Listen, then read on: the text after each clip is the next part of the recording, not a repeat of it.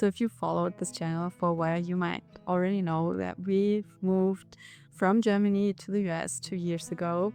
We packed up our lives in Germany and moved to South Carolina and the United States to chase more. We both hadn't been to the US before. We've only seen the house we moved in on a WhatsApp call and haven't been there like in person at all. And we always thought we knew how this story would end. We never sold our home. We never sold our farm. In fact, we deliberately kept everything because we always had it back in our heads that we might return one day. But we also promised ourselves that if we absolutely loved America and if it completely swept us off our feet, then we would consider to stay forever. But to be honest, the overall plan had always had the tendency to, okay, we will go back to Germany at some point. But now life happened as it always does, and the situation has changed a little. That's why I'm making this video today. Because it looks like my husband is not gonna have a job anymore when we return to Germany. What was promised in the beginning is maybe not going to happen. So our future in Germany doesn't seem as stable anymore as it was 2 years ago. And on the other hand, he has been offered to extend his contract and to stay for several more years, which would mean financial security and a lot of peace of mind. But we really miss home, and there are so many pros and cons about living in one country or the other. It's basically two different lifestyles that are awaiting us, and we have to decide which one works better for us. The good sides about living here in America from the German point of view are that we have amazing nature here. Like, there's so much untouched wilderness, which we just don't have in Germany. And we are very outdoorsy people. We love to explore nature and national parks, state parks. So like, guys, your wilderness here is just amazing. The people here overall are very kind, especially when you have children. It's much more kid-friendly. Maybe that's a southern thing. Maybe that's totally different in the north. I don't know. You can tell me. But I feel like we are very much more welcome here with our whole family than we are sometimes in Germany. Our kids grew up bilingual. I'm pretty sure my kids will have a big advantage by being able to speak two languages from a very young age. And we just collected so many new experiences here. We grew a lot as persons. Living in another country is really challenging you as a personality. Last but not least, when you're responsible for your family, then the financial aspect is very important. And to be honest, we earn a lot more here than we would in Germany. We pay less taxes and our salaries are just higher here for the same education and the same job we would do in Germany. And the career opportunities here are, I would say, better, because in Germany we live in a very rural area, and here German licenses or German education is very respected and well paid. So yeah, financially it probably would make more sense to stay here, because while having a higher salary and maintaining our frugal lifestyle at the same time, we are able to save like a whole lot of money here every single month. And if we would stay like 5 years from now, we would definitely be financially free after that time. So many people might think now, okay, so if you earn more money in the US and you have an overall nice life, why would you consider to leave? And that's the point where I'm stuck right now, because I know this channel is all about minimalism, saving money, retiring early, building the life you want. And yeah, life isn't just the salary you're earning. Living a rich life has so much more in it than having a full bank account. And every country has its downsides. So let's also talk about the downsides of living here. And afterwards, I'm going to talk about the pros and cons of living in Germany. Point one is healthcare.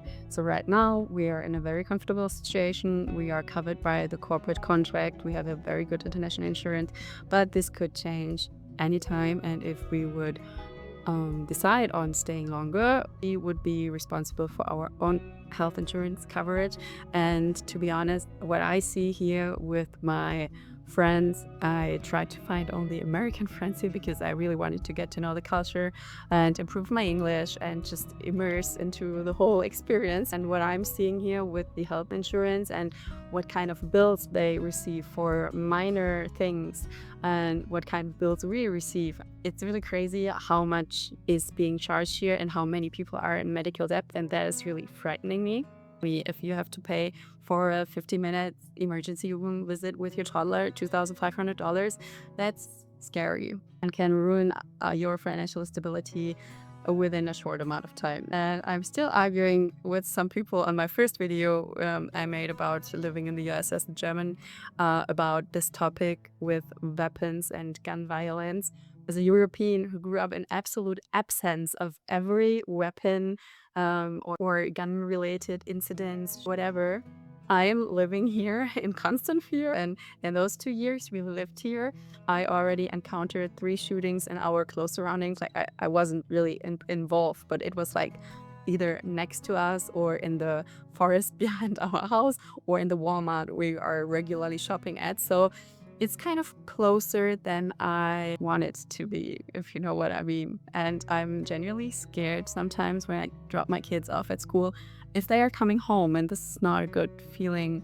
And I'm not sure if I can take this in the long term. And the point is that we are renting here, so nothing feels really like ours. Somehow the clear-rooted dream in us is to have a homestead, to be more self-sufficient in everything, which would require us to buy a piece of land here. And to be honest, I don't want to buy a piece of land in a country where I'm not guaranteed to stay. Everybody could change their mind and say like, okay, Germans need to get out of here, or you need to get out of here. And then the risk is just too high to buy something here. And due to my husband's job, we are pretty much bound to the city area. So here we are more or less forced to live a city life. I mean, we live in a neighborhood, so we kind of have a backyard in a quiet area, but it's not the same as buying a piece of land in a rural area. And we would have to accept like an hour commute to do that, and to accept the risk of, I don't know, being not able to stay here and being far away from your family is really hard. Imagine living more than an 18-hour journey away from your parents, because this is usually how long it takes us to go from door to door from here to Germany. And 18 hours, like, it's nothing you can do on a weekend. And one of the most important points is the food quality. I know you can get a lot of good food here as well. It is just the tremendous amount of time you have to put into researching good brands, reading ingredient lists, and all of that while trying not to get broke, which stands in a pretty drastic contrast to the food quality and food accessibility in Germany. When you try to live a minimalist, frugalist lifestyle, it's just way harder here to stand your ground on your values and on your shopping habits when there is advertisement and overconsumerism everywhere around you. So we love to live here, and we could definitely profit a lot from staying here, if it's culture-wise, language-wise, money-wise, but we are also realistic about the challenges that might arise with staying here. We actually came here for more, but now we want less. Somehow over the last couple of months, we started to dream about maybe opening a market garden. When we used to live in Germany, we spent maybe 150 euros a month on food because we were able to grow all of our food in the backyard. And I was a food sharing activist. Maybe something like that exists here in the US, and I just haven't found it. I already Googled everything. But if you haven't heard of food sharing, we have partnerships with supermarkets who throw out food because food has reached its expiration date or its best before date, and they would just throw it away, and then we come and get the food and distribute it within our community. And so I was always able to get a lot of milk products, meat. We never really had to buy food. We only bought staples like lentils and pasta from the supermarket, and that was it.